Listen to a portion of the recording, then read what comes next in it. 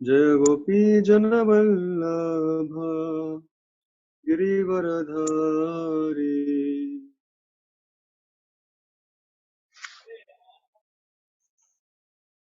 यशोदनन्दन व्रज जनरञ्जन। यशोदानन्दन व्रज जनरञ्जन। यमुनतीरावनचारी।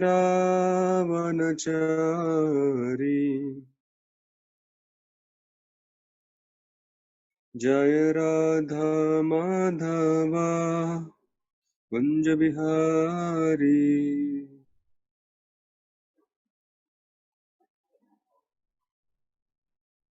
हरे कृष्णा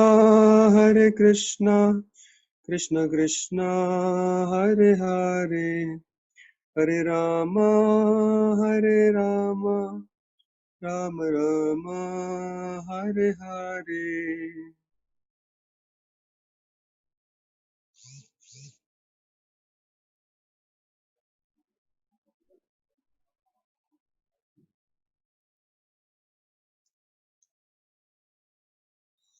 जय राधा वृंदावन बिहारी, राधा वृंदावन बिहारी राधे।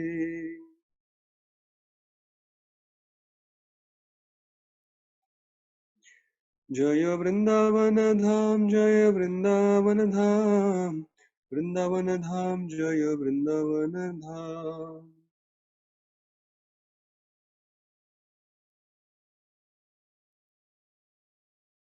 जय जय प्रभुपाद प्रभुपाद प्रभुपाद, जय जय प्रभुपाद।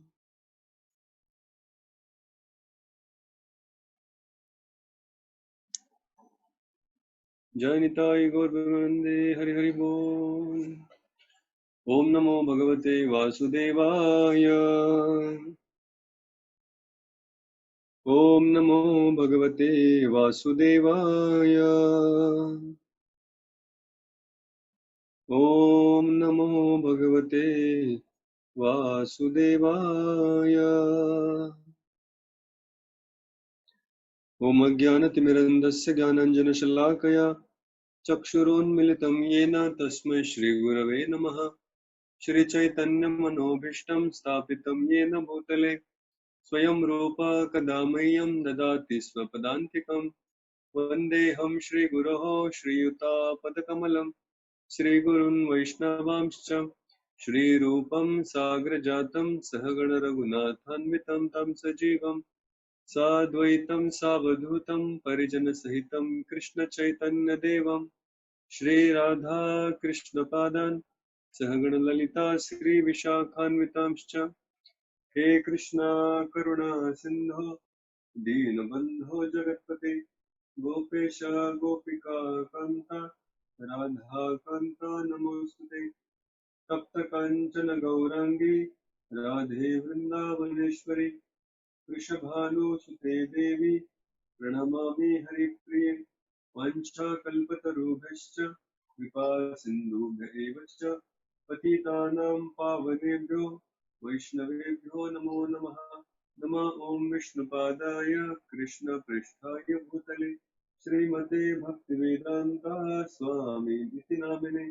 नमस्ते सारस्वते देवे गौरवाणी प्रचारिणे निर्विशेष शून्यवादी पाश्चात्यदेशतारिणे। जय श्री कृष्ण चैतन्य प्रभु नित्यानंद श्री अद्वैत गदाधर श्रीवासदि गौर भक्त वृंद। हरे कृष्णा कृष्णा कृष्णा हरे हरे, हरे राम राम राम हरे हरे। हरे कृष्णा। सभी भक्तों को दंडवत प्रणाम और सभी भक्तों का आज के इस गीता के सत्र में स्वागत करते हैं।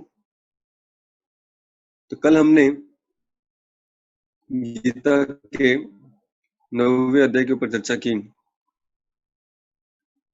उसी चर्चा को हम आगे बढ़ाएंगे। कल हमने 9वें अध्याय का संक्षिप्त में वर्णन देखा कि कैसे इस अध्याय में भगवान 4 चीजों को यहाँ पर प्रस्तुत किए जा रहे हैं। उदाहरण के रूप में हमने देखा था कि जैसे जब कोई व्यक्ति किसी से संबंध बनाने जाता है तो उस व्यक्ति के भले ही चरित्र को या पर्सनैलिटी को, व्यक्तित्व को पूरी तरह से समझे नहीं, लेकिन उसके कुछ बाह्य गुण देखकर, उसकी कुछ बाह्य प्रॉपर्टी या उसका प्रभाव या उसका धन दौलत या जो भी चीजें वो नियंत्रित करता है, उसका बिजनेस इत्यादि, उनको देखकर हम उनसे संपर्क स्थापित करते हैं। और जब उनकी धीरे धीरे सेवा करेंगे, संबंध स्थापन करने का प्रयास करेंगे, उनके प्रसन्नता के लिए कार्य करेंगे, तो क्रमशः धीरे धीरे उस व्यक्ति के व्यक्तित्व को हम जानने लगते हैं। और जब इस व्यक्ति के साथ संबंध स्थापित हो जाता है निजी रूप में, तब उस संबंध में हम आनंद प्राप्त करते हैं। तो भगवान ने 9वें अध्याय में चर्चा की थी कि आप सभी लोगों को मेरे साथ संपर्क बनाना चाहिए, संबंध बनाना चाहिए। मन मना भव मद भक्तो मध्याजी माम नमस्कुरु मामे वैश्यसि युक्त एवं आत्मानं मत्परायणः। तो ये जो संबंध बनाने के लिए भगवान कह रहे हैं, तो ये संबंध भगवान के जो श्री कृष्ण का रूप है उसके साथ संबंध बनाने के लिए कह रहे हैं। तो ये संबंध कैसे बनाया जाए, उसका जो रहस्य है वो इस 10वें अध्याय में भगवान बताने वाले हैं। हमने देखा कि कैसे पहले 6 श्लोकों में भगवान बताएंगे कि मेरे स्वरूप को जानना, मेरे निज रूप को जानना इतना ही आसान नहीं है, और एक्चुअली कोई भी मेरे स्वरूप को जान नहीं पाता है अगर सिर्फ अपने ज्ञान से या अपने स्वयं की शक्ति से मुझे समझने का प्रयास करें। जैसे एक बार यहाँ पर पास में ही भागवत कथा हो रही थी, और भागवत कथा करने वाले जो कथाकार थे वो बार बार भगवान को परमात्मा, परमात्मा, परमेश्वर, परम सत्य इस तरह के शब्दों से संबोधित कर रहे थे, लेकिन एक बार भी उन्हें भगवान कह के नहीं पुकार रहे थे या कृष्ण का नाम सुनने नहीं पुकार रहे थे। कथाएं तो उनकी चल रही थी, लीलाएं उनकी चल रही थी, लेकिन उनका नाम नहीं ले रहे पाते, उनको भगवान करके नहीं पुकार रहे थे।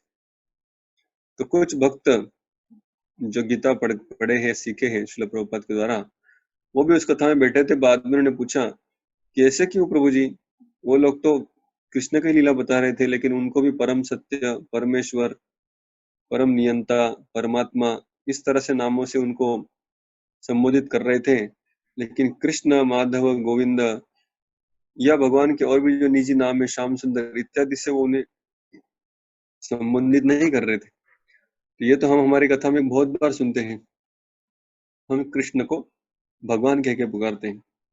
जैसे इस 9वें अध्याय के शुरुआत में पहले ही श्लोक के आरंभ होने के पहले क्या आता है, श्री भगवान उवाच। तो गीता जो सबसे महत्वपूर्ण ग्रंथ माना जाता है, इसमें जब जब कृष्ण बोलते हैं तब उनको क्या नाम से पुकारा जाता है। जब धृतराष्ट्र बोलते तो कहा जाता है धृतराष्ट्र उवाच, जो अर्जुन बोलता है तो कहा जाता है अर्जुन उवाच, जब संजय बोलते तो कहते हैं संजय उवाच। लेकिन जब कृष्ण कहते हैं तो श्री कृष्ण उवाच ऐसा नहीं कहा गया, इसमें कहा गया श्री भगवान उवाच। तो परम सत्य को समझने की 3 स्तर है। पहला स्तर एक निराकार ब्रह्म के रूप में उन्हें समझना, जिसको हम ब्रह्म या ब्रह्म ज्योति के नाम से पुकारते हैं, जो निराकार है, सिर्फ शक्ति है जो इस दुनिया को चलाती है, इस दुनिया से परे है, आध्यात्मिक है। दूसरा भगवत साक्षात्कार जो है उसे कहते हैं परमात्मा। ये ब्रह्म ज्योति के साक्षात्कार से और आगे चले गए, वो भगवान का वो स्वरूप है जिस रूप में भगवान हर किसी के हृदय में स्थापित होते हैं और खास करके इस पूरे संसार का कार्य चलाते हैं। क्षीरोदक्षाय विष्णु जिनका और एक नाम है, तो ये परमात्मा इस पूरे सृष्टि के कार्यकलापों को संभालते हैं। और जो भगवान का निजी स्वरूप, जिस रूप में वो अपने स्वयं के धाम में रहते हैं, उन्हें कहा जाता है भगवान। तो ब्रह्मा, परमात्मा और भगवान, ये एक ही परम सत्य को समझने की 3 स्तर है। तो जब व्यक्ति अपने ज्ञान से समझने का प्रयास करता है अपने बुद्धि से, अपने शक्ति से, अपने अनुमान से जब समझने का प्रयास करता है, तो पहले उसे एक परम नियंता जिसका कोई आकार नहीं हो, जो सबसे बड़ी शक्ति है, ऐसे भगवान के बारे में वो कल्पना कर सकता है। और शास्त्र भी उसे सम्मति देते कि हाँ, ऐसी शक्ति है जिसे ब्रह्म ज्योति कहा जाता है, लेकिन वो भगवान से ही उत्पन्न होती है। भगवान के ही शरीर से जो अंग कांति निकलती है, जो भगवान के धाम से जो प्रकाश निकलता है, उस प्रकाश को ही ब्रह्म ज्योति कहते हैं। और दूसरा है परमात्मा, जिस रूप में भगवान सबके शरीर में, सबके हृदय में स्थापित है। और तीसरा है भगवान। तो जब यहाँ पर श्री कृष्ण कह रहे हैं, मन मना भव मद भक्तो मद्याजिमाम नमस्कुरु, 9वें अध्याय के आखिरी श्लोक में जब उन्होंने कहा कि मुझ में ध्यान करो, मेरी भक्ति करो, मुझे नमस्कार करो, तब वो उस आध्यात्मिक जगत में स्थित श्री भगवान श्री कृष्ण के बारे में उच्चारण कर रहे हैं, क्योंकि वही श्री कृष्ण स्वयं अर्जुन के रथ में बैठे हैं। तो वो कह रहे हैं, मन मना भव मद भक्तो मद्याजिमाम नमस्कुरु। लेकिन कृष्ण के इस आध्यात्म रूप को जानना, पहचानना श्याम सुंदर के रूप में ये सबके लिए पॉसिबल नहीं है। तो इसलिए कृष्ण पहले 6 श्लोकों में जो हम अभी देखेंगे, उसमें बताने वाले हैं कि वैसे तो मुझे जानना बहुत ही मुश्किल है। तो कल हमने पहले श्लोक के बारे में चर्चा की थी, फिर से एक बार उसे देखेंगे। इसमें श्लोक आता है,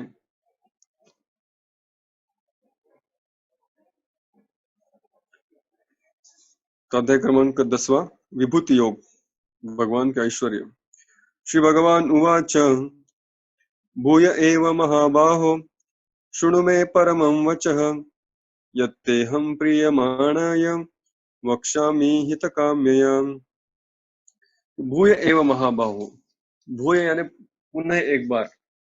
हे अर्जुन, पुनः एक बार सुनो। शृणु में परमम वचः, मेरे परम वचन को सुनो। यत्ते अहम प्रियमाणाय वक्ष्यामि हितकाम्यया, तो क्योंकि तुम मुझे बहुत प्रिय हो, इसलिए तुम्हारे हित के लिए मैं वचन यहाँ पर बोल रहा हूँ। श्री भगवान म्हणाले, हे महाभाव अर्जुना, पुन्हा ऐक. तू माझा प्रिय मित्र असल्यामुळे तुझ्या हितार्थ मी तुला असे ज्ञान प्रदान करीन जे मी पूर्वी सांगितलेल्या ज्ञानापेक्षाही श्रेष्ठ आहे. अभी तक भगवान ने शुद्ध भक्ति के बारे में ज्ञान दे दिया, लेकिन अभी शुद्ध भक्ति से भी आगे कौन सा ज्ञान है, तो भगवान यहाँ पर बता रहे हैं कि शुद्ध भक्ति को कैसे करें, उसकी जो पद्धति है, उसको समझने का जो ज्ञान है, वो उससे भी आगे है. तो भगवान यहाँ पर उस ज्ञान के बारे में बताएंगे. तात्पर्य में श्रील प्रभुपाद पहले पैराग्राफ में भगवान के शब्द का अर्थ बताते हैं. भगवान की व्याख्या क्या है, भगवान किसे कहते हैं, तो उसमें बताया कि पराशर मुनि भगवान की व्याख्या किए हैं कि वो व्यक्ति जिसके पास षड ऐश्वर्य है. तो खास करके जब हम शुरुआत में गीता के बारे में सुनते हैं, गीता कोर्स में, तो हमें पता चलता है कि भगवान के वो 6 ऐश्वर्य क्या है. तो 6 ऐश्वर्य क्या है, जिसमें भगवान बताते हैं, श्रील प्रभुपाद यहाँ पर लिखते हैं, सौंदर्य वैराग्य या षड ऐश्वर्य, बल यश संपत्ति ज्ञान सौंदर्य आणि वैराग्य. तो जिस व्यक्ति के पास पूर्ण रूप में बल है, सबसे ज्यादा बल है हमेशा हमेशा के लिए, जिसके पास यश यानी प्रसिद्धि, संपत्ति, ज्ञान, सौंदर्य, वैराग्य, ये सबसे ज्यादा मात्रा में हमेशा हमेशा के लिए जिसके पास है, उसे भगवान कहा जाता है. तो पराशर मुनि इस तरह से भगवान की व्याख्या करते हैं. इसलिए कृष्ण श्रील प्रभुपाद यहाँ पर बता रहे हैं, यहाँ पर कृष्ण जब बोल रहे हैं तो उनको क्या कहा गया है, श्री भगवान उवाच. फिर श्रील प्रभुपाद आगे कहते हैं, आता या अध्यायामध्ये भगवंत अर्जुनाला आपल्या ऐश्वर्याचे वर्णन करून सांगणार. दृढ निष्ठेने भक्तिभाव स्थापित करण्याकरिता पूर्वीच्या अध्यायामध्ये त्यांनी आपल्या विविध शक्तींचे स्पष्ट वर्णन केले आहे. पुन्हा या अध्यायामध्ये ते अर्जुनाला आपल्या विभूती और विविध ऐश्वर्यांबद्दल सांगत आहेत. इस अध्याय भगवान पुनः एक बार भूय एवं महाबाहो, पुनः एक बार अर्जुन को वो अपने शक्तियों के बारे में बताने वाले हैं. यहाँ पर जिनको कहा जाने वाला है विभूति, यानी भगवान की इस जगत में जो शक्तियां हैं, उसको कहा जाने वाला है विभूति. तो श्रील प्रभुपाद अगले पैराग्राफ में लिखते हैं कि श्रवण का महत्व क्या है, क्योंकि यहाँ पर पुनः एक बार, तीसरी बार, 7वें अध्याय के पहले श्लोक में था, 9वें अध्याय के पहले श्लोक में था, फिर वापस 10वें अध्याय के पहले श्लोक में पुनः भगवान कह रहे हैं, सुनो अर्जुन, तुम्हें कुछ इंपॉर्टेंट चीज बताने जा रहा हूँ। प्रॉपर लिखते हैं यहाँ पर, जितना कोई मनुष्य सुनेगा उतना भक्ति में दृढ़ता से स्थिर हो जाएगा. मनुष्य जितके भगवंतांबद्दल श्रवण करतो तितक्या प्रमाणात तो भक्तीमध्ये दृढपणे स्थिर होतो. मनुष्याने नेहमी भक्तांच्या सत्संगामध्ये भगवत कथेचे श्रवण करावे, त्यामुळे त्याची भक्ती मार्गावरील श्रद्धा दृढ़ होईल. तो श्रद्धा हमारी पक्की कैसे होगी? जब हम भक्तों के संग में श्रवण करेंगे. अभी वो कह रहे कि ये जो भगवत कथा है भक्तों के संग में जो करनी चाहिए, जैसे यहाँ पर भगवान ने अर्जुन को कहा प्रिय माणाय, क्योंकि आप मेरे प्रिय हैं इसलिए मैं तुम्हें कथा या ये ज्ञान प्रदान कर रहा हूँ. भक्तांच्या सत्संगातच भगवत कथा होऊ शकते, अशा कथांमध्ये इतर लोग सहभागी होऊ शकत नाही. तो भगवान के बारे में जो गुणगान हो रहा है, वहां पर जो लोग भगवान को मानते ही नहीं, भगवान का मत्सर करते हैं, वो लोग को उसमें प्रवेश नहीं है, वो लोग जान भी नहीं पाएंगे. इसलिए भगवान अर्जुन के यहाँ पर कहते हैं कि अर्जुन, क्योंकि तुम मुझे प्रिय हो, मेरे भक्त हो, इसलिए तुम्हारे साथ में मेरे इस ज्ञान को बांट रहा हूँ. भगवान आगे कहते हैं, न मे विदुसुरगणः प्रभवं न महर्षयः अहम आदिर्हि देवानां महर्षीणां च सर्वशः. न मे विदुसुरगणः प्रभवं न महर्षयः. माझी उत्पत्ती किंवा ऐश्वर्य देवतांना कळत नाही, तसेच महर्षींनाही कळत नाही, कारण सर्व प्रकारे देवतांचे आणि महर्षींचे मूळ मीच आहे.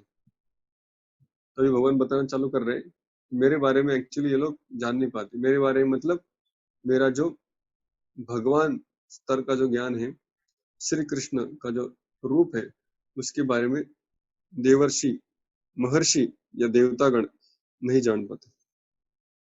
तो प्रभुपाद तात्पर्य में लिखते हैं कि कोई कितना भी ज्ञानी हो, वो भगवान को समझ नहीं पाएगा. कोणीही जाणू शकत नाही की कशासाठी भगवंत मानव सदृश रूपात या भूतलावर अवतरित होऊन अद्भुत आणि असामान्य लीला करतात.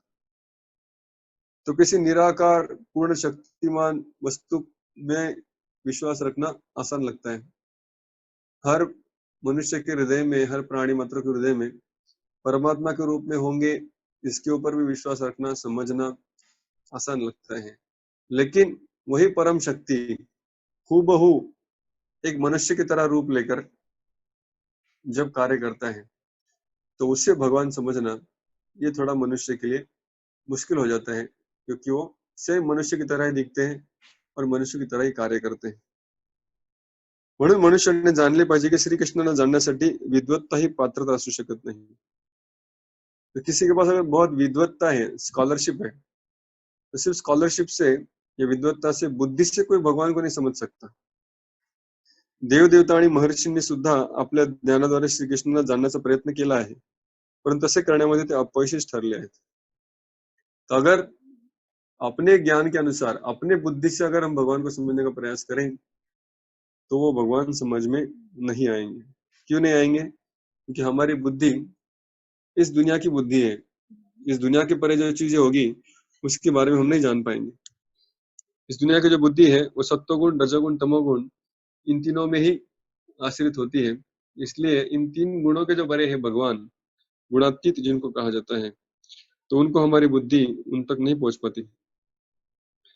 तो इसलिए भगवान यहाँ पर अभी कैसे उनको हम जान सकते हैं उसके बारे में बताने जा रहे हैं. इसलिए प्रभुपाद लिखते हैं, भगवान का अगर रूप जानना तो क्या करना पड़ेगा? सच्चिद आनंद स्वरूप श्री कृष्णांना आपण त्यांच्या भगवद्गीतेतील आणि श्रीमद भागवतातील उपदेशांचे अध्ययन करून वस्तुतः जाणू शकतो.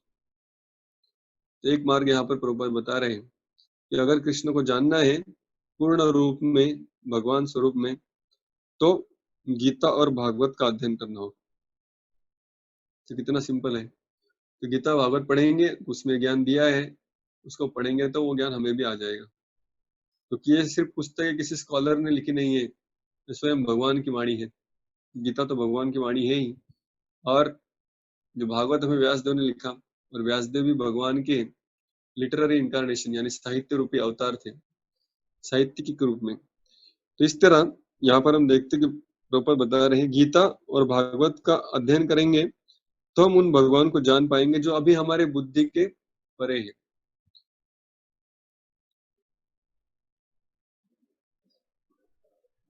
तो हम अपना से बुद्धि लगाएंगे, तर्क लगाएंगे, लॉजिक लगाएंगे तो उनको प्राप्त नहीं कर सकते, उनको नहीं समझ सकते।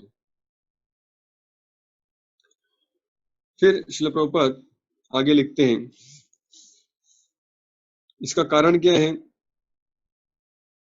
क्योंकि भगवत भक्त परमेश्वराच्या ब्रह्मस्वरूपाची पर्वा करीत नाहीत, कारण आपल्या श्रद्धा आणि भक्तीमुळे ते तात्काळ भगवंतांना शरण जातात आणि श्रीकृष्णांच्या अहेतुक कृपेमुळे त्यांना श्रीकृष्ण ज्ञान होते। जो सिर्फ भक्त है वही उनको जान सकता है क्योंकि उनके ऊपर कृष्ण की कृपा है।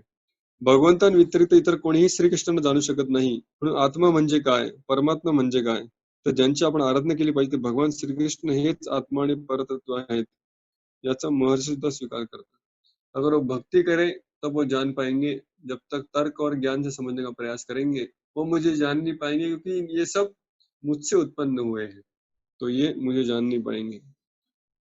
भगवान आगे कहते हैं यो माम अजम अनादिम च वेत्ति लोक महेश्वरम असमूढ़ समर्थेषु सर्व पापै प्रमुच्यते। सर्व मनुष्यांमध्ये मोहरहित झालेला जो मनुष्य मला अजन्म अनादि सर्व जगतांचा स्वामी म्हणून जाणतो तोच केवळ सर्व पापांपासून मुक्त होतो। अब यहाँ पर भगवान के लिए दो विश्लेषण बताए गए हैं। यो माम अजम अनादिम च व्यक्ति लोक महेश्वरम, तो जो श्री कृष्ण को, यो माम श्री कृष्ण कह रहे जो मुझे, तो जो श्री कृष्ण को अजम, अजम यानी जम मतलब जन्म होना, अजम यानी जिसका जन्म नहीं होता, जो श्री कृष्ण को ऐसे जानेगा कि इसका जन्म नहीं होता, अनादिम ये सबका स्रोत है, सर्वलोक महेश्वरम संपूर्ण जगत का मालिक है, असमूढ़ समर्थेषु तो इस मनुष्यों में मर्त्य लोक के लोगों में से ये असमूढ़ रहेगा, मतलब ये विद्वान होगा। मूढ़ यानी मूर्ख, असमूढ़ मतलब जो मूर्ख नहीं है, और ऐसा व्यक्ति सर्व पाप ही प्रमुच्यते सर्व पापों से मुक्त हो सकता है अगर वो कृष्ण को अजम अनादिम और सर्वलोक महेश्वरम करके जान लेगा। अभी हम सब लोग तो जानते हैं जो भी कृष्ण के भक्त है वो तो सब लोग जन्माष्टमी मनाते हैं।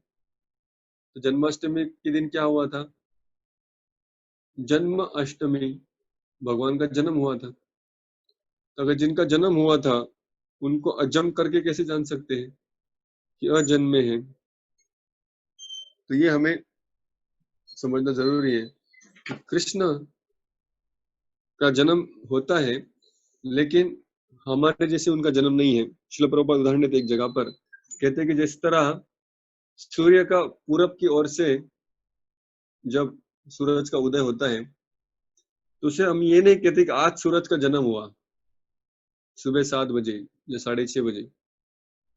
क्यों? क्योंकि हम कहते हैं कि सूरज यहाँ से प्रकट हुए, कि कल रात को तो थे सूरज, कहाँ थे, दूसरे देश के ऊपर प्रकाश दे रहे थे, दूसरे पृथ्वी के भाग में प्रकाश दे रहे थे, आज वो यहाँ से उगे हैं।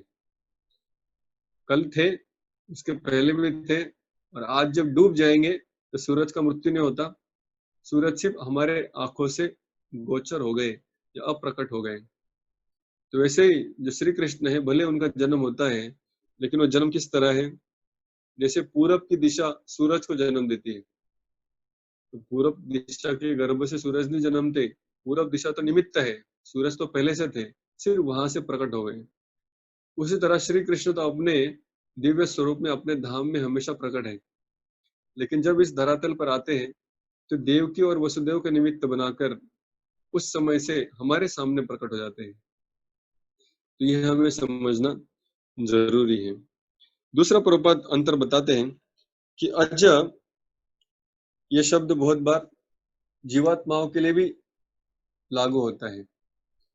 जैसे हम जो आत्मा है तो आत्मा का भी कोई जन्म नहीं है, न जायते न म्रियते वा कदाचिन नायम भूतवा न भविता वा न भूयो। तो हमारा भी जन्म नहीं होता, हम जो आत्मा है, और हमारा भी मृत्यु नहीं होता, तो आत्मा का भी जन्म मृत्यु नहीं है। लेकिन ये आत्मा बार बार इस भौतिक जगत में शरीर धारण करती है अलग अलग प्रकार की, तो इसलिए इसके शरीर का जन्म होता है।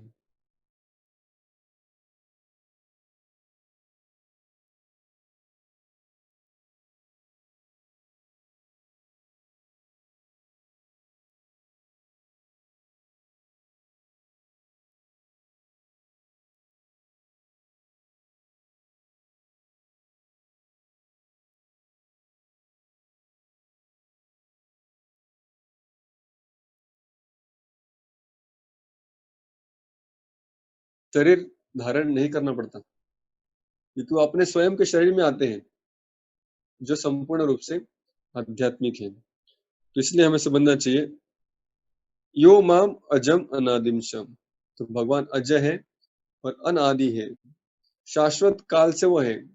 उनके पहले कोई नहीं था, उनके बाद में कोई नहीं होता।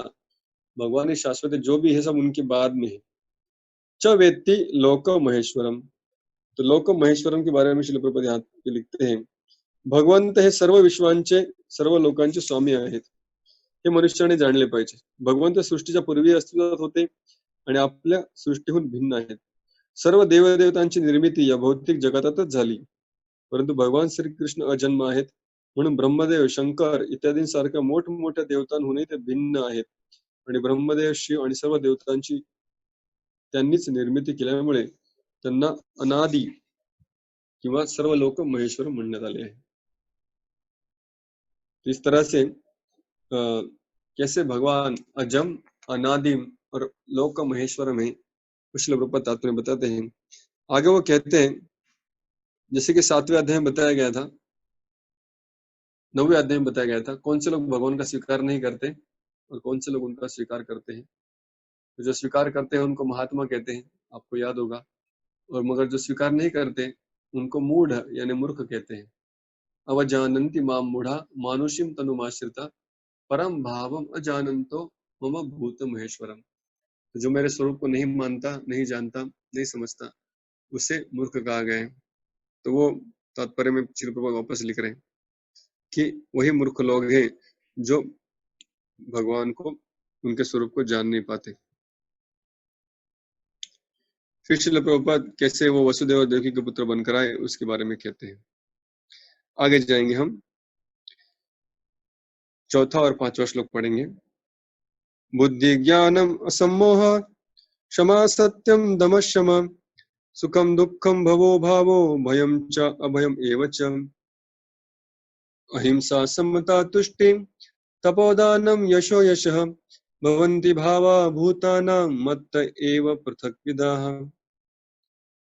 बुद्धि ज्ञान संशय आणि मोह यातून मुक्तता, क्षमा सत्यता इंद्रिय संयमन मनोनिग्रह सुख आणि दुःख जन्म मृत्यू भय निर्भयता अहिंसा समता संतुष्टी तपस्या दान यश आणि अपयश इत्यादी जीवांचे सर्व विविध गुण माझ्याद्वारेच उत्पन्न झाले आहेत। तो ये सब गुणों के द्वारा भगवान को जानने का लोग प्रयास करते हैं, लेकिन भगवान कह रहे जैसे देवता और महर्षि मुझसे निर्मित होते हैं, मुझसे छोटे हैं, इसलिए मुझे नहीं जान पाते, वैसे ये सारे गुण भी मुझसे उत्पन्न होते हैं और सिर्फ इन गुणों के द्वारा व्यक्ति मुझे जान नहीं पाएगा। तो इन गुणों के बारे में पूरा डिटेल में चर्चा श्रील प्रभुपाद करते हैं कि बुद्धि का अर्थ क्या है, ज्ञान का अर्थ क्या है, संशय क्या है, मोह क्या है, क्षमा मतलब क्या, सत्य मतलब क्या। तो इसकी बहुत ही छोटी छोटी और बहुत ही व्यापक व्याख्याएं यहाँ पर श्रील प्रभुपाद देते हैं। तो बुद्धि यानी क्या? बुद्धि यानी यथार्थ दृष्टीने विश्लेषण करण्याचे सामर्थ्य होय, तो जो व्यापक दृष्टि से चीजों को समझ सके, वो जो कैपेसिटी है वो बुद्धि से आती है। चीजों को जिस तरह है उसी तरह देखना बिना भ्रमित होते हुए, वो बुद्धि का काम है। फिर ज्ञान के बारे में बताते हैं कि ज्ञान मतलब चेतन और अचेतन, मृत और जीवित, इसमें अंतर जानना मतलब ज्ञान है।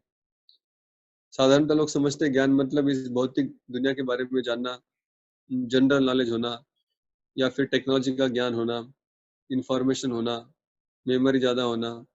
श्रील प्रभुपाद यहाँ पर लिखते ज्ञान यानी क्या आध्यात्मिक है और क्या आध्यात्मिक नहीं है उसको पहचानना। आत्मा और शरीर के बीच में जो अंतर है उसको पहचानना, तो ये जो कोई पहचानता है वो सबसे बड़ा ज्ञानी है।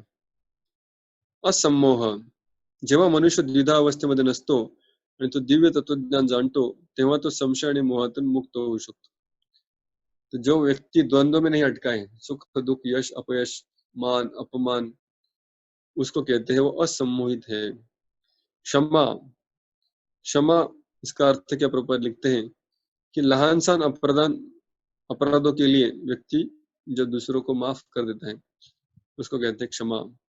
सत्यम, यानी मैं कौन हूँ जानता है, भगवान कौन है वो भी जानता है, और जो भी तथ्य शास्त्रों में दिया है सत्य, उसको जैसे है वैसे ही जो बोलता है उसका गुण है सत्यता।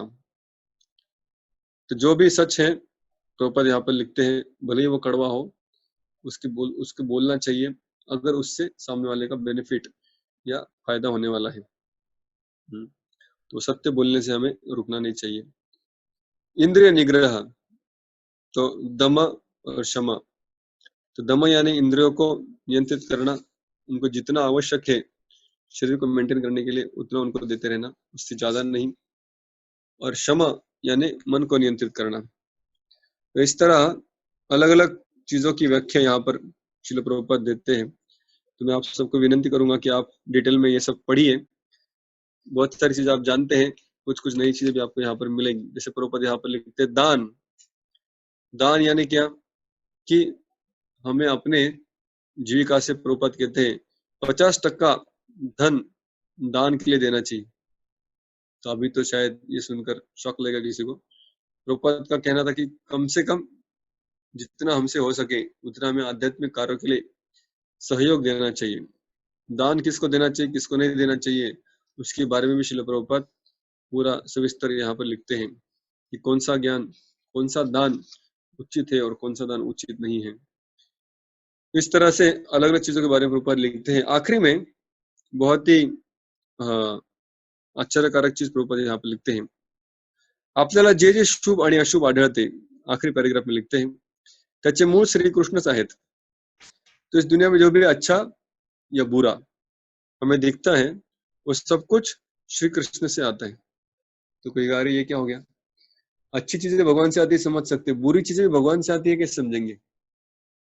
श्रील प्रभुपाद कई जगह पर उदाहरण देते हैं कि मान लीजिए सूरज उग गया है, अभी किसी के घर में उजाला गया, किसी घर में अभी भी अंधेरा है। तो किसी के घर में उजाला है, किसी घर में अंधेरा है, दोनों के लिए ही सूरज कारण है। क्यों? क्योंकि किसी के खिड़की दरवाजे खुले हैं, किसी के बंद है। तो जहां उजाला है उसके लिए सूरज ही जिम्मेदार है, लेकिन जहां जहां छाव गिर रही है उसका भी कारण तो सूरज ही है। तो छाव का और प्रकाश का दोनों का कारण सूरज है। वैसे ही इस दुनिया में जो भी अच्छी चीज दिख रही है, मतलब जहां पर कृष्ण का उपस्थिति है वहां पर शुभ चीजें दिखाई देती है। जहां पर कृष्ण से संबंध नहीं है, कृष्ण का स्मरण नहीं है, वहां पर तो विपरीत रूप से जहाँ कृष्ण का संबंध है, मतलब कृष्ण का स्मरण नहीं है, कृष्ण का संबंध नहीं है, जहाँ लोग भगवान को मानते नहीं, भगवान की अवहेलना करते हैं, तो वहां पर हमें अशुभ चीजें प्राप्त होंगी। तो जिस तरह sunlight and shadow both are caused by sun only. फिर श्री प्रभुपाद, श्री कृष्ण आगे बताते हैं कि कैसे ये जो महर्षि और देवतागण है कैसे मुझसे उत्पन्न हुए।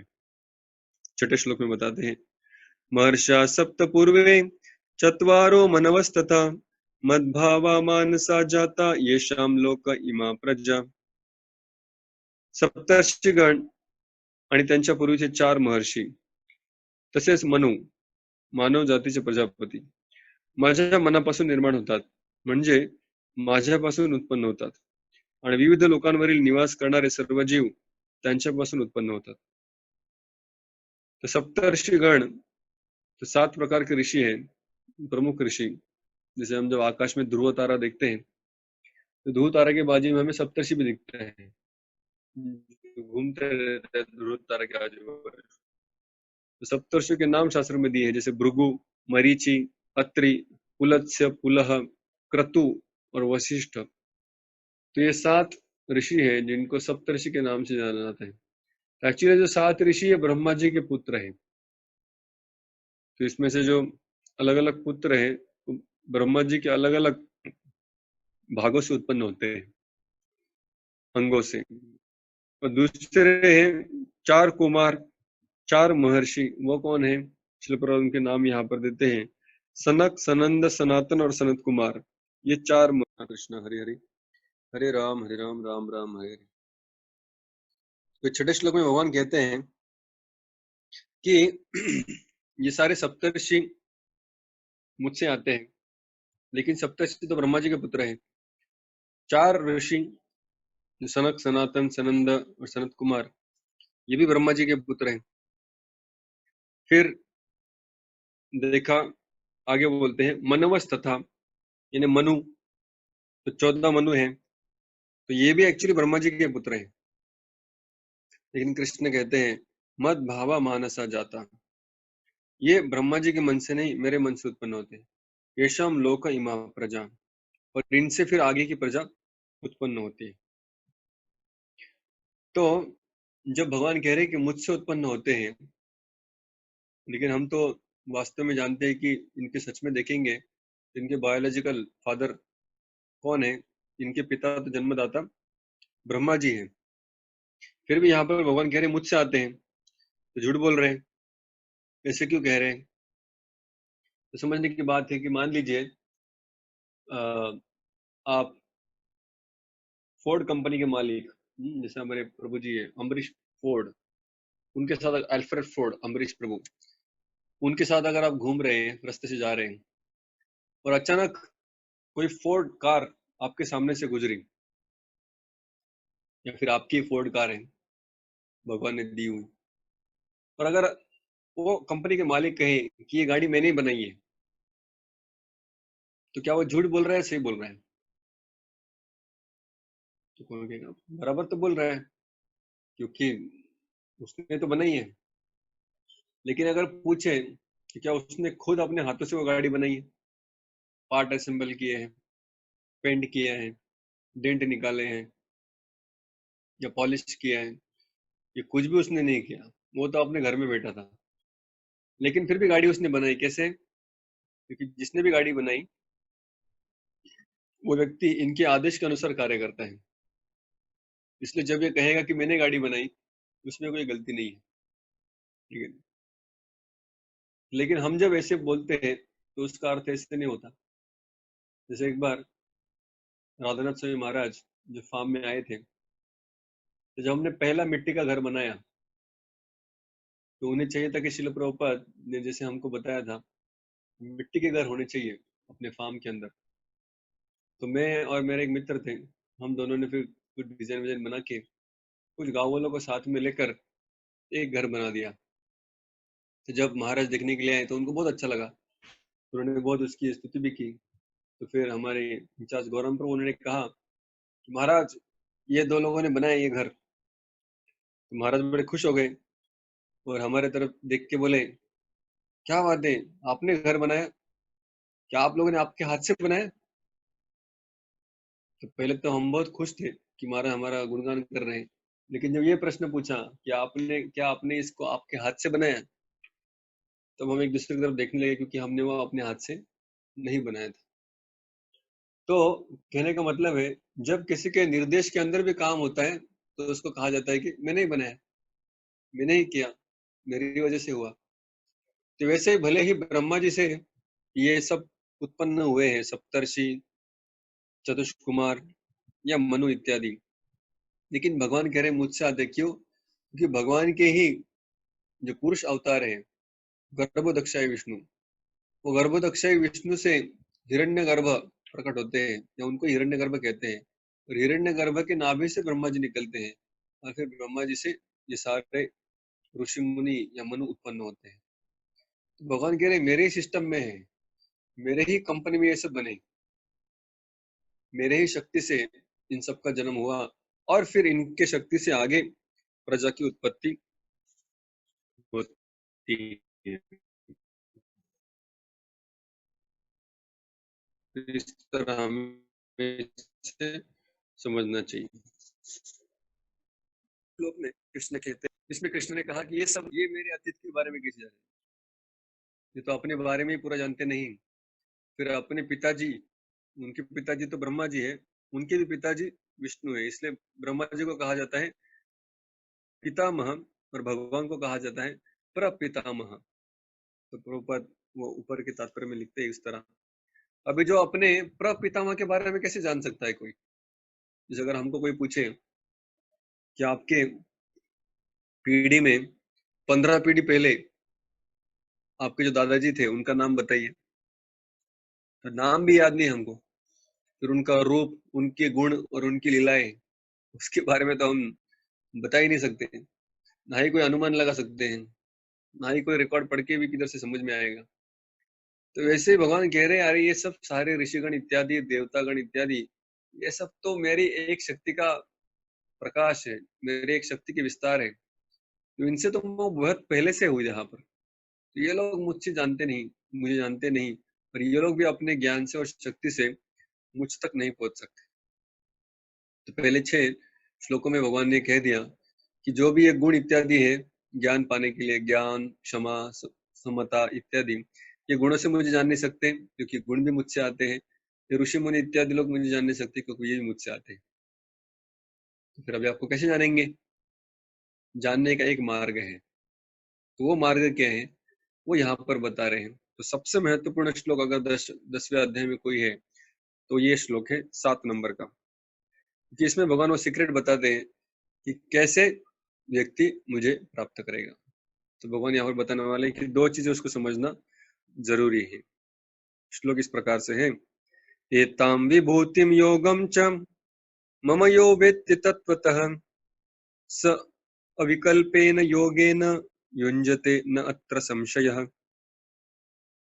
ज्याला माझ्या ऐश्वर्याची आणि योग शक्तीची वास्तविकपणे खात्री पटते तो अनन्य भक्ति योगामध्ये तत्पर होतो, यात मुळीच संशय नहीं। इसलिए प्रभुपाद इसका भाषांतर इस तरह लिख रहे हैं कि जब व्यक्ति भगवान के ऐश्वर्य के बारे में और योग शक्ति के बारे में जानेगा, उसके पश्चात भक्ति योग में नियुक्त होगा। तो इस श्लोक का और एक तरह से इसको भाषांतरित कर सकते हैं, जो अपने आचार्यगण करते हैं। वो कहते हैं कि भगवान को समझने के लिए पहले क्या चाहिए, एताम विभूतिम योगम च यानी और, जो मराठी मध्ये आणि, तो 2 चीज उसको जानना पड़ेगा, विभूतिम च योगम च। पहले मेरी विभूति यानी मेरी शक्तियां, योगम मतलब भक्ति योग के बारे में उसको जानकारी होनी पड़ेगी। मम यो वेत्ति तत्वतः न अत्र संशय, जब वो भक्ति योग के बारे में जानेगा और भक्ति योग में अपने आप को युक्त भी करेगा। स अविकल्पेन योगेन युञ्जते, जब वो अपने आप को भक्ति योग की क्रिया में युक्त करेगा तब वो मुझे तत्वतः जान पाएगा। मम यो वेत्ति तत्वतः न अत्र संशय, इसमें कोई संशय नहीं है। भगवान यहाँ पर क्या सीक्रेट बता रहे हैं कि पहले मेरे विभूति के बारे में जानो। यह अध्याय का शीर्षक क्या है, विभूति योग, क्योंकि इसमें भगवान अपनी विभूतियों के बारे में बताने वाले हैं। क्यों? क्योंकि कोई अगर मेरी विभूतियों को जान लेगा, विभूति यानी उसका क्या अर्थ है कि इस दुनिया के अंदर जो मेरा शक्ति का प्रदर्शन होता है उसको जो पहले जानेगा, जितना वो देख सकता है, उसके आगे तो मेरे घर में घुस के तो वो देख नहीं सकता, गोलोक में या वैकुंठ में, तो इतना तो अभी जान नहीं पाएगा। कम से कम जहां पर वो रहता है उसके इर्द गिर्द, इस विश्व में ही, इस भौतिक ब्रह्मांड में ही मेरे शक्ति का प्रदर्शन, एग्जीबिशन कैसे होता है, वो अगर कोई जान लेगा उसको कहते हैं विभूति। और दूसरा चीज, विभूति जानने के बाद भक्ति योग में अपने आप को लगाएगा। जैसे प्रभुपाद भी यहाँ पर लिखते हैं, अनन्य भक्ति योगा में तत्पर हो। तो इस तरह से अगर वो पहले भगवान की विभूति के बारे में जानेगा और भक्ति योग में अपने आप को लगाएगा, मम यो वेत्ति तत्वतः न अत्र संशय, फिर वो मुझे तत्वतः मतलब in fact, in principle, in essence, तो तत्वतः वो व्यक्ति मुझे जान पाएगा। तो वो यहाँ पर लिख रहे हैं। इसलिए प्रभुपाद का ये तात्पर्य बहुत ही अच्छा है, इसको पढ़ेंगे हम। आध्यात्मिक सिद्धीचे परमोच्च शिखर म्हणजे भगवंतांचे ज्ञान होय। तो आध्यात्मिक क्षेत्र में बहुत लोग आते हैं, बहुत प्रयास करते हैं भगवान को जानने का, परम सत्य को पहचानने का, जैसे हमने कहा पहले ब्रह्म ज्योति को समझ लेते हैं, फिर और कुछ भाग्यवान रहेंगे तो परमात्मा के तक पहुंचते हैं। लेकिन परमोच्च स्थिति क्या है? भगवान के बारे में ज्ञान होना, जो अपने स्वरूप के साथ धाम में रहते हैं। जोपर्यंत मनुष्याला भगवंतांच्या विविध ऐश्वर्यांसंबंधी पूर्ण खात्री होत नाही, तोपर्यंत तो भक्तीमध्ये निमग्न होऊ शकत नाही। कभी लोग बोलते हैं, अरे बार बार ये भगवान अपने इस शक्ति के बारे में क्यों बता रहे हैं? 7वें अध्याय में भी भगवान ने अपने बारे में जब बताया तब यही बताया कैसे भौतिक सृष्टि का मैं स्रोत हूँ। फिर वापस 9वें अध्याय में बताया कैसे मैं भौतिक सृष्टि का नियंत्रक हूँ। अभी वापस बता रहे कैसे भौतिक सृष्टि में मेरे अलग अलग चमत्कार दिखते हैं। तो बार बार ये अपने शक्ति का प्रदर्शन क्यों कर रहे हैं? क्या जरूरी है? उससे अच्छा थोड़ा स्टोरी बताओ, कोई लीला बताओ। तो ये सब भगवान कह रहे हैं ये बाद में होगा। पहले क्या समझना पड़ेगा? पहले भगवान के विविध ऐश्वर्यों के बारे में पूर्ण तरह शाश्वत होना पड़ेगा। वो ऐश्वर्य के बारे में जब हम ज्ञात हो जाएंगे तब जाकर हम भक्ति में निमग्न हो सकते हैं। नहीं तो भक्ति करते करते ही मन में संशय उत्पन्न होते रहेंगे, विचार उठते रहेंगे, क्यों मैं कृष्ण की उपासना कर रहा हूँ, दूसरे इतने सारे अच्छे अच्छे दिखने वाले देवतागण हैं।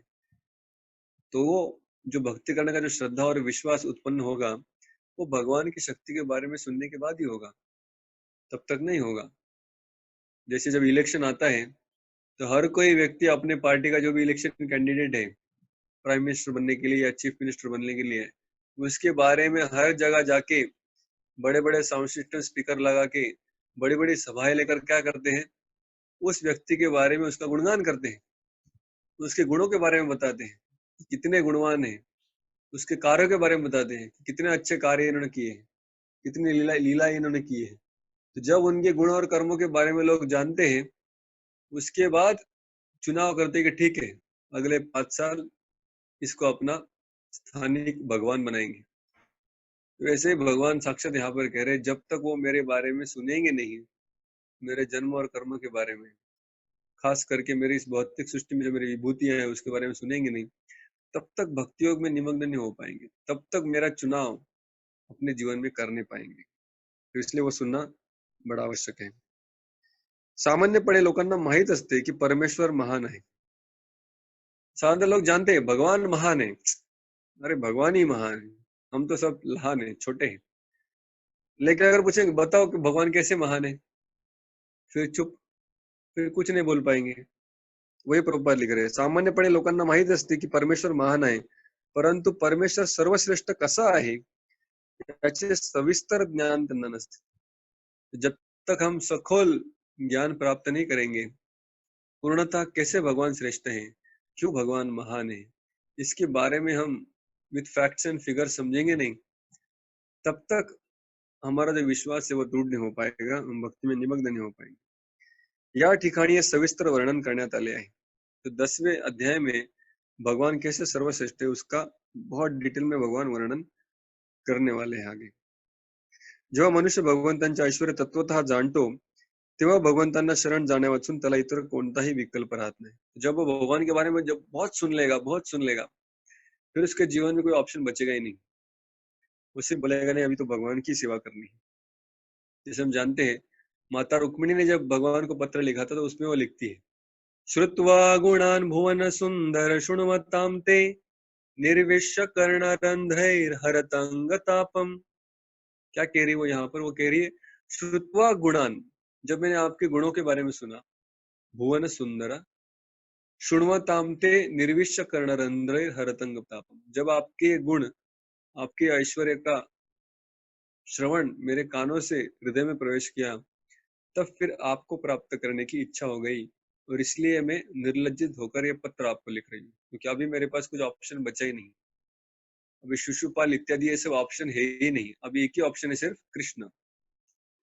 तो ये रुक्मिणी की अवस्था ऐसी क्यों हो पाई, वो क्यों भगवान की भक्ति में निमग्न हो पाई? कि पहले उसने भगवान के शक्तियों के बारे में सुना था। प्रभुपाद वही कह रहे हैं जब तक हम भगवान की शक्ति के बारे में सुनेंगे नहीं तब तक भक्ति नहीं कर पाएंगे। तो अभी हमको ये भगवान के बारे में सुनने का अवसर कहाँ से मिलेगा?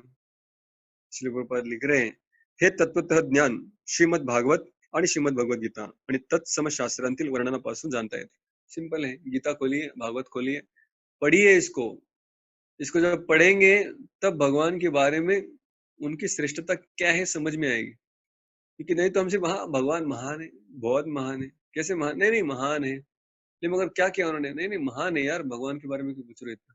महान है बस. लेकिन कैसे महान है, एग्जैक्टली क्या किया, कैसे इस सृष्टि को चलाते हैं, ये सब हमें मालूम नहीं. ये सब मालूम नहीं होगा तो हमारा विश्वास भी ऐसे ही हवा में होगा. तो वो दृढ़ता नहीं आएगी भक्ति में. कभी करेंगे, कभी नहीं करेंगे, कभी बहुत जोरदार करेंगे, कभी ढीले हो जाएंगे, कभी विश्वास दिखाएंगे या फिर कभी अभक्तों के साथ संग में आ गए. लेकिन ठीक है, मान्य तो है, कोई मानता है तो भगवान है, नहीं मानता है तो नहीं है. कोई कोई मानता है तो ठीक है, नहीं मानता है तो छोड़ दीजिए उसको. लेकिन जब शास्त्र पढ़ते हैं तब हम उस कनिष्ठ स्तर से ऊपर आते हैं, मध्यम या उत्तम अधिकारी तक बन जाते हैं. तब जाकर हमारा विश्वास कभी हिलता नहीं, कायम रहता है और भक्ति में दृढ़ता भी कायम रहती है. प्रभुपाद अगले पैराग्राफ में लिखते हैं भगवंतांच्या प्रेममयी भक्तीमध्ये, थर्ड पैराग्राफ में, भगवंतांच्या प्रेममयी भक्तीमध्ये गोडी वृद्धिंगत करण्यासाठी हे सर्व सविस्तर ज्ञान आवश्यक आहे. तो लगता है प्रभु जी, ये भौतिक सृष्टि में भगवान की शक्ति समझना ये बड़ा ही बोरिंग है, इसमें कोई रसा नहीं है.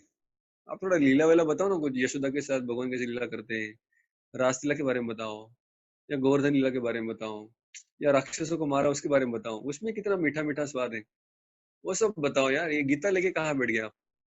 इसमें तो कितना तत्व ज्ञान है, कितना कुछ विचार करना पड़ता है, नोट्स बनाना पड़ता है, क्वेश्चन आंसर लिखना पड़ता है. ये सब भगवान का ये ऐश्वर्य वैश्वर्य ये सब बड़ा बोरिंग है. उससे अच्छा डायरेक्ट जो स्वीट पास टाइम्स है, जो मधुर लीला है, उनके बारे में बताइए. प्रभुपाद कह रहे ये मधुर लीलाओं में अगर सच में आपको मधुरता का आस्वादन करना है तो उसके लिए पहले ये ज्ञान को सुनना पड़ेगा, उसके बाद ही मधुरता आएगी. तो पहले थोड़ा मेहनत करना पड़ेगा, फिर मधुरता का आस्वादन कर सकते हैं. श्री कृष्ण कसे महान आहेत हे जाणून घेण्यामध्ये मनुष्याने दुर्लक्ष करू नये. प्रभुपाद यहाँ पर आज्ञा दे रहे, आदेश दे रहे सबको, जो भी गीता पढ़ रहे हैं. क्या आदेश दे रहे हैं? श्री कृष्ण कैसे महान है इसके बारे में जानने के लिए कंटाला नहीं करना है, उत्साह से इसको सुनना है, समझना है. कारण श्रीकृष्णाचा महिमा जाणल्याने प्रामाणिकपणे भक्ती करण्याचा निश्चय निर्माण होतो. तो भक्ति करने में दृढ़ता है वो कब आएगी? जब भगवान के ऐश्वर्य के बारे में, शक्ति के बारे में हम तत्वतः या डिटेल में जानेंगे. जैसे जब स्टूडेंट्स लोग पढ़ाई करते हैं, जैसा कहा जाता है कि पढ़ाई तो करते हैं वो, लेकिन उनको याद नहीं आता एग्जाम में. तो एक उसमें रास्ता बताया जाता है कि अगर कोई सब्जेक्ट या कोई विषय या कोई चैप्टर आप बहुत ध्यान से पढ़ेंगे और बहुत डिटेल में जाके उसका रिसर्च करके पढ़ेंगे, तो जो बहुत डिटेल में जाके कुछ चीजें पढ़ते हैं तो जिंदगी में वो लंबे समय तक याद रहता है, तो कभी भूलते नहीं. लेकिन कुछ कुछ चीजें अगर सिर्फ पढ़ने के लिए पढ़ लिया ऊपर ऊपर से, तो फिर वो सिर्फ ज्यादा से ज्यादा एग्जाम हॉल के बाहर तक याद रहता है, एग्जाम हॉल में जाने के बाद भूल जाते हैं. या फिर कुछ लोगों को एग्जाम लिखने तक याद रहता है. जैसे एग्जाम हो गया, एग्जाम हॉल से बाहर आ गए, अगर उनको पूछेंगे अरे क्या लिखा उसका, अरे भूल जाओ यार, खत्म हो गया पेपर, अभी अभी कुछ याद नहीं, अभी अगला देखेंगे. एग्जाम होने के बाद भूल जाते हैं, या अगली कक्षा में चले गए तो भूल जाते हैं. ज्ञान वही अपने साथ में रहता है जो डिटेल में हम पढ़ते हैं.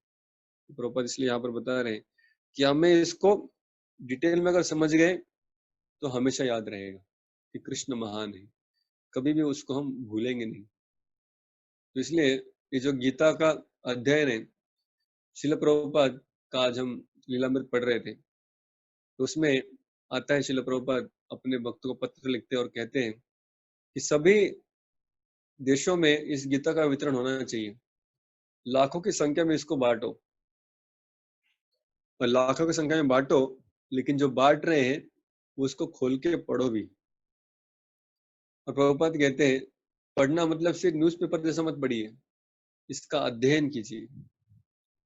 अध्ययन करेंगे तो फिर हम उसके बाद उसको उन लोगों का एग्जाम भी लेंगे, और तब प्रॉपर उस पत्र में लिखते हैं कि हम भक्ति शास्त्री नाम का एग्जाम आरंभ करना चाहिए, जिसके अंदर जो भी व्यक्ति इसका अध्ययन कर रहे हैं वो अपने अध्ययन को यहाँ पर उसकी परीक्षा दे पाए और अच्छे से और अध्ययन कर पाए। तो जब वो भक्ति शास्त्री पास हो जाएंगे, प्रभुपाद कहते हैं जिसने भी इस गीता का अध्ययन, एक ही पुस्तक, ये गीता का भी अध्ययन अगर कोई ध्यान से कर ले तो फिर वो बहुत ही अच्छा प्रचारक बन सकता है।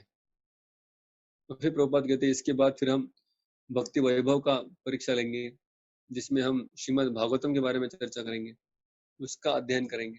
तो गीता और भागवत दोनों का अध्ययन करो। It starts with Gita. अगर हम गीता का ठीक से अध्ययन करेंगे उन चीजों को, तो प्रभुपाद कहते हैं कि मेरे हर कोई शिष्य इसको गीता इतने अच्छे से आने चाहिए कि लेफ्ट राइट सेंटर इधर से भी कुछ भी पूछा तो जैसे लॉयर अपने पुस्तकों में से बार बार कोट करता है, penal code this and this, number बता के लॉ बताता है, वैसे ही कौन से अध्याय में क्या दिया है, कौन सा श्लोक क्या कहता है, तो ये सब भक्तों को कंठस्थ होना चाहिए। हालांकि वो बहुत ऊंचा स्तर है कि कम से कम हम अध्ययन करना आरंभ करेंगे तो धीरे धीरे उस स्तर तक पहुंच जाएंगे। तो इसलिए ये जो 7वां श्लोक है, इसमें भगवान ने कहा कि 2 चीजें उसको आना चाहिए। पहले तो विभूति के बारे में जाने, मेरा ऐश्वर्य क्या है, कैसे मैं इस दुनिया का नियंत्रण करता हूँ, कैसे इस दुनिया की सारी चीजें मुझसे आती है, मैं इसका स्रोत हूँ, ये जानो, ये जरूरी है। और फिर भक्ति योग में लगना होगा, अविकल्पेन योगेन अनन्य भक्ति में लगना होगा।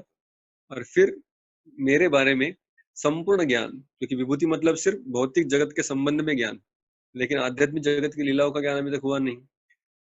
जब भक्ति करने लगेंगे इतने ज्ञान के साथ, तो फिर जो बचा हुआ ज्ञान है वो आ जाएगा। अब ये बचा हुआ ज्ञान कैसे आएगा, उसका वर्णन अगले 4 श्लोकों में किया जाएगा। तो ये जो सीक्रेट इस 7वें श्लोक में दिया गया, उसका विस्तारित रूप से वर्णन करेंगे अगले 4 श्लोकों में। तो ये जो अगले 4 श्लोक है, उनको कई सारे लोग चतुश्लोकी भगवत गीता करके भी जानते हैं। मान लीजिए किसी को पूरी गीता मालूम नहीं है, लेकिन कम से कम ये 4 श्लोक भी मालूम हो तो समझ सकते कि उसको गीता मालूम है, ठीक है। तो आज हम ये 4 श्लोक पढ़ेंगे, जिससे कि गीता का जो सार है, गीता का जो मुख्य उद्देश्य है, वो इसमें आ जाएगा।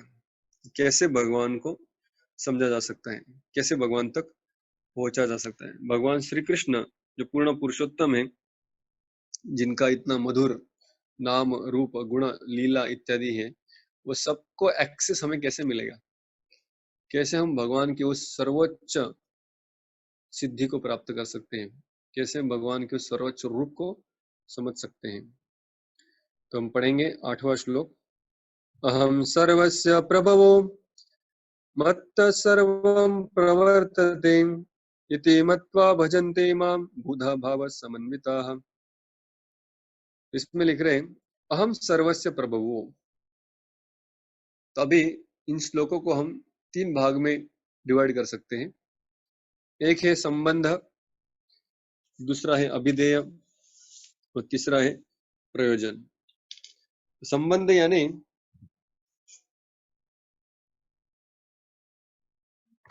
एक मिनट,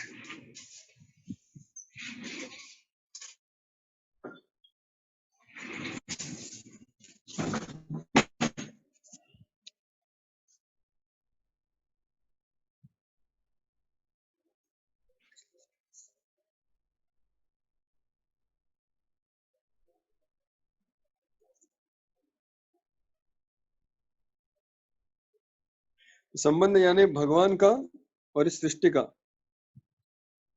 क्या नाता है, यह हमें समझना चाहिए, या भगवान का और हमारा क्या नाता है वो भी समझना चाहिए। तो इन तीनों का एक दूसरे से जो संबंध है, वो जो समझ में आएगा उसको कहते हैं संबंध ज्ञान। तो ये ज्ञान के 3 प्रकार हैं। ये तीनों ज्ञान हमें होने चाहिए, जो अभी इस 8, 9, 10, 11 श्लोक में बताए जाएंगे। तो जो 8वां श्लोक है वो इस संबंध ज्ञान के बारे में बताते हैं कि भगवान का सृष्टि के साथ और इन जीवों के साथ हमारे साथ क्या संबंध है। अभिधेय यानी कौन सी पद्धति है जिससे हम भगवान को जान पाएंगे। ये तो सिर्फ नॉलेज हो गया, लेकिन अभी स्किल्स। स्किल्स यानी कि क्या करना क्या है, इस भक्ति की क्रिया क्या है। जैसे ज्ञान व्यान तो ठीक है, हो गया, मिल गया, समझ गए। अभी नेक्स्ट एक्टिविटी क्या है, इसमें करना क्या है, कार्य क्या है। तो पद्धति जो है वो 9वें श्लोक में बताई जाएगी। फिर बताएंगे प्रयोजन। प्रयोजन यानी फिर अगला जो हमारा ध्येय प्राप्ति है वो किस तरह से हो जाएगा, यानी भगवान कैसे मेरे साथ आदान प्रदान करेंगे, भगवान की कृपा कब और कैसे प्राप्त होगी। तो जो ध्येय की प्राप्ति है वो प्रयोजन कहलाता है। वो 10 और 11वें श्लोक में बताया जाएगा। तो 3 प्रकार के ज्ञान, अभी ये संबंध, अभ्युदय, प्रयोजन में बताया जाएगा। तो ये 4 श्लोकों को मिलाकर कहते हैं चतुश्लोकी चतुश्लोकी गीता। तो गीता के 4 श्लोक अगर कोई जान लेता है तो गीता का सार भी उसे मालूम है, समझ सकते हैं। तो पहले श्लोक में क्या बताने वाले हैं, भगवान का सृष्टि के साथ और जीवों के साथ क्या संबंध है। तो खास करके सृष्टि के साथ। अहम सर्वस्य प्रभो मत्त सर्वम प्रवर्तते। तो पहला क्या है, हम सर्वस्य प्रभु। प्रभु यानी नियंत्रक या उत्पत्तीचे कारण, रूपात आप लिखते। तो प्रभव, भव यानी उत्पन्न होना, प्रभव यानी जो उस उत्पत्ति के लिए कारणीभूत है। तो प्रभव यानी जो सबका स्रोत है। मत्त सर्वम प्रवर्तते, प्रवर्तते यानी वापस उद्भवते यानी स्रोत। जब व्यक्ति जानेगा अहम सर्वस्य प्रभवो मत्त सर्वम प्रवर्तते, सब कुछ मुझसे ही आता है, ये जब व्यक्ति जानेगा तो क्या करेगा वो, अगला स्टेप, इति मत्वा भजन्ते माम बुधा भाव समन्विता। तो ये जानना जरुरी है। संबंध, संबंध क्या है, मीच सर्व प्राकृत आणि आध्यात्मिक जगतांचा उत्पत्ती करता आहे, सर्व काही माझ्यापासूनच उद्भवते। जे बुद्धिमान मनुष्य हे पूर्णपणे जाणतात, ये संबंध जो जानता है ते माझ्या भक्तीमध्ये संलग्न होतात आणि अंतःकरणपूर्वक मला भजतात। तो ये ज्ञान जिसको मिल गया, कौन सा ज्ञान, कि भगवान ही सभी के स्रोत और नियंत्रक है। तो यहाँ पर अहम यानी श्री कृष्ण स्वयं कह रहे हैं। अहम यानी आचार्यगण लिखते हैं, भगवान अपनी उंगली अपने छाती को लगाकर कह रहे हैं, मैं श्री कृष्ण सर्वस्व प्रभु, मैं श्री कृष्ण से ही सारी आध्यात्मिक जगत, सारे भौतिक जगत या सृष्टि की उत्पत्ति होती है। मत्तः, फिर कह रहे हैं अपने आप को उंगली दिखाते हुए, मत्त सर्वम प्रवर्तते, सब कुछ मुझसे ही आता है। सर्वम, एक भी चीज ऐसा नहीं बचता जो मुझसे नहीं आता। यानी अनादि भगवान का जो नाम है वो यहाँ पर सिद्ध होता है। तो कृष्ण ही सभी के उत्पत्ति करता या सभी के स्रोत है, ये यहाँ पर कृष्ण कह रहे हैं। अभी कोई कहेगा कि अरे ठीक है, गीता में लिखा है, लेकिन बाकी शास्त्रों में लिखा है क्या। प्रभुपाद इस तात्पर्य में अलग अलग शास्त्रों से वर्णन करते हैं कि कैसे सारे शास्त्र इसी बात को बार बार दोहराते हैं कि कृष्ण ही पूर्ण पुरुषोत्तम आदि पुरुष है।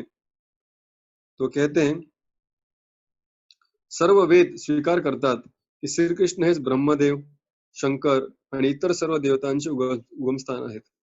अथर्व वेदांमध्ये गोपाल तापनी उपनिषद मध्ये म्हटले आहे, यो ब्राह्मण विदधाति पूर्वम यो वै वेदांश्च गापयति स्म कृष्ण। श्रीकृष्णांनीच प्रारंभी ब्रह्मदेवांना वेद प्रदान केले आणि त्यांनीच गतकाळात वेदांचा प्रसार केला। नारायण उपनिषद, अथ पुरुषो हवै नारायणो अकामयत प्रजा सृजयति। त्यानंतर भगवान नारायणाने जीवांना उत्पन्न करण्याची इच्छा केली। इस तरह से अलग अलग शास्त्रों से आगे फिर कहा, नारायण ब्रह्मा जायते, नारायण प्रजापति जायते, नारायणात इंद्रो जायते, नारायणात द्रष्टो वसवो जायन्ते, नारायणात एकादश रुद्रा जायन्ते, नारायणात द्वादश आदित्याः। सब कुछ नारायण से ही, विष्णु से ही या कृष्ण से उत्पन्न होता है, यहाँ पर बार बार बता रहे हैं।